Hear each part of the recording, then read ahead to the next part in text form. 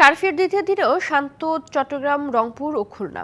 বিভাগীয় শহরগুলোর বিভিন্ন জায়গায় টহল দিচ্ছে আইনশৃঙ্খলা বাহিনীর সদস্যরা।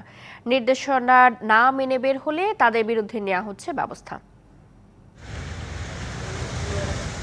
সারা দেশে কারফিউয়ের দ্বিতীয় দিনে তৎপর সশস্ত্র বাহিনী। গুরুত্বপূর্ণ সড়কগুলোতে তল্লাশি চেকপোস্ট বসানোর পাশাপাশি টহল দিচ্ছে পুলিশ, র্যাব, বিজিবি ও সেনা সদস্যরা।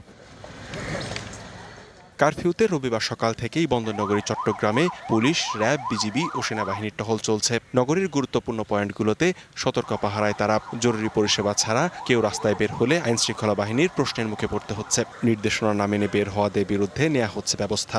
আমি ওমান থেকে আসতেছি, ওমান মাস্টার থেকে আর কি। এদিকে হয়রানির শিকার হয় না, এমনি চেকপোস্ট জিজ্ঞেস করতেছে আর কি, আর কিছু না।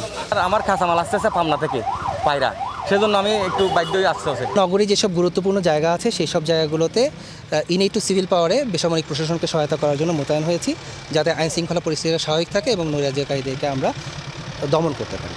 রংপুরেও বিভিন্ন এলাকায় সার্বক্ষণিক টহল দিতে দেখা যায় সশস্ত্র বাহিনী সদস্যদের। শহরের প্রবেশদ্বার ও গুরুত্বপূর্ণ মোড়গুলোতে তল্লাশি চৌকি বসিয়েছে পুলিশ। সরকারি বেসরকারি গুরুত্বপূর্ণ স্থাপনায় আইন শৃঙ্খলা বাহিনীর তৎপরতা চোখে পড়ার মতো।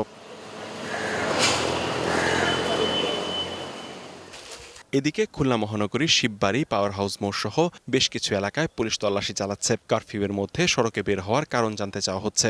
মেডিকেল টেস্ট করিয়েছিলাম, সেগুলো রিপোর্টগুলো কালেক্ট করার জন্য এবং ডক্টর পরামর্শের জন্য বেরিয়েছি আর কি। রাজশাহীতে নগর জুড়ে টহল দিচ্ছে সেনাবাহিনী। গুরুত্বপূর্ণ সড়কগুলোতে তল্লাশি চালাচ্ছে পুলিশ, র্যাব ও বিজিবি।